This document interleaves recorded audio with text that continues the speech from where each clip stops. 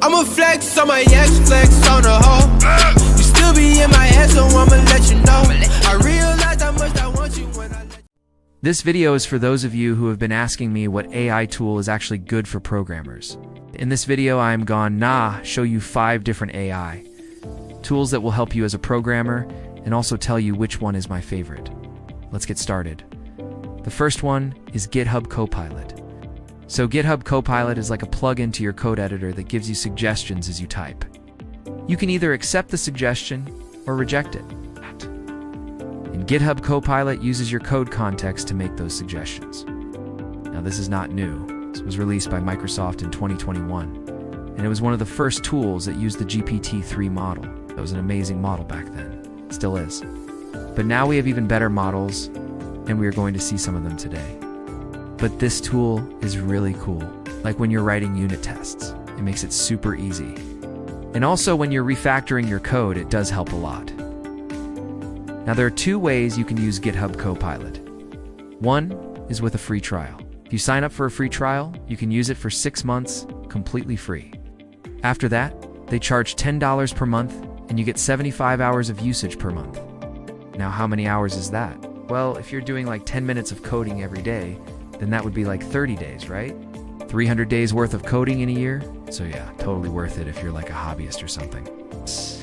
But if you're a professional developer, then you want to use this every single day. So for professional developers, it's $10 a month. And they also have a plan where you pay $420 per month and you get unlimited usage. Now that is only for teams and companies, but just keep that in mind. Alright, so what's the second tool? The second tool is called Ponacode. Now, Ponacode is very similar to GitHub Copilot. It also sits right next to your code editor and gives you suggestions as you type. However, the way it works is a little bit different. With GitHub Copilot, it's looking at your code context to try and guess what you're going to do next. But with Ponacode, it looks at your commits and your pull requests to figure out what you've done in the past, and then it uses that information to predict what you might do in the future. Now, I tried both of these. I tried GitHub Copilot, and I also tried Ponacode, and Ponacode is actually really impressive. It's not available yet, but they have a waitlist that you can join, and I already got access to it. So yeah, let me know what you think about it. Now, Ponix is completely free. There's no paid plan or anything. It's just completely free and open source. So yeah, I'm very happy that we have so many options when it comes to code assistance, because the more options we have, the better. Okay, so the third tool is Codium. Now this one is very interesting because it has a lot of features. For example, you can ask it to generate entire functions with either no parameters or with any parameters that you want. It can also finish entire files. You can write a few lines of code and then ask Codium to finish the rest of the file, and it does a pretty good job. So yeah, this is also very similar to GitHub Copilot and Ponacode, but it's slightly different. It has some extra capabilities, and it's also open source, which is great. But wait, there's more. The best part about Codium is that it's completely free forever. There is no paid plan or anything. It's just completely free. Now there is a caveat here though. It uses the GPT-3.5 Turbo model from OpenAI, and they have rate limits in place. So sometimes when you're typing code, you will get a message that says too many requests. If that happens, you just need to wait like 10 seconds and then try again. Alright, so we talked about GitHub Copilot. We talked about Ponacode. And we also talked about Codium. Now let's talk about something completely different. So this fourth tool is ChatPTF. So ChatPTF is a website where you can upload PDF documents and then ask questions about them. So for example, let's say you read a PDF document and you want to summarize it. Then you can simply upload the PDF document and then ask the AI to summarize it. And it does a pretty good job. But what's cool about this is that you can use it to convert PDFs into Markdown. So for example, let's say you read a PDF document and you want to convert it into Markdown. You can do that.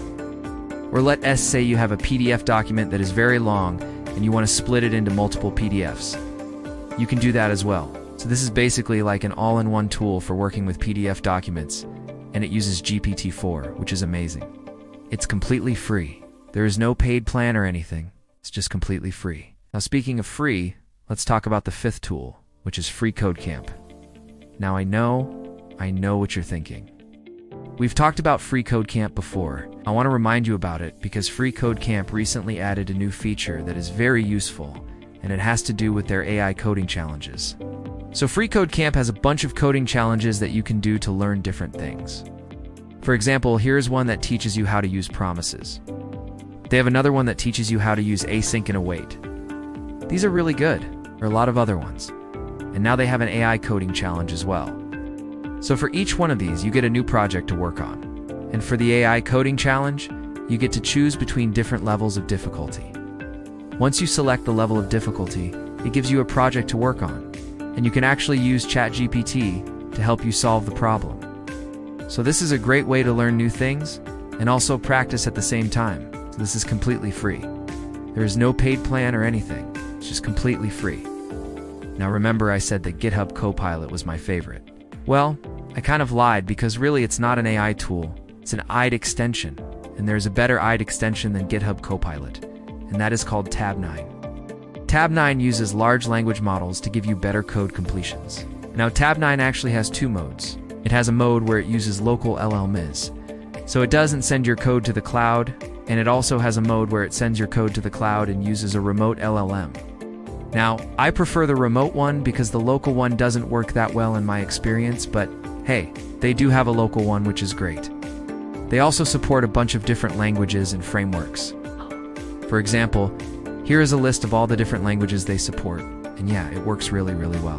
Now, normally Tab9 is free, but they do have a Pro plan. Pro plan starts at $8 per month. But if you use my link in the description, then you can get 2 months free. So yeah, definitely check that out.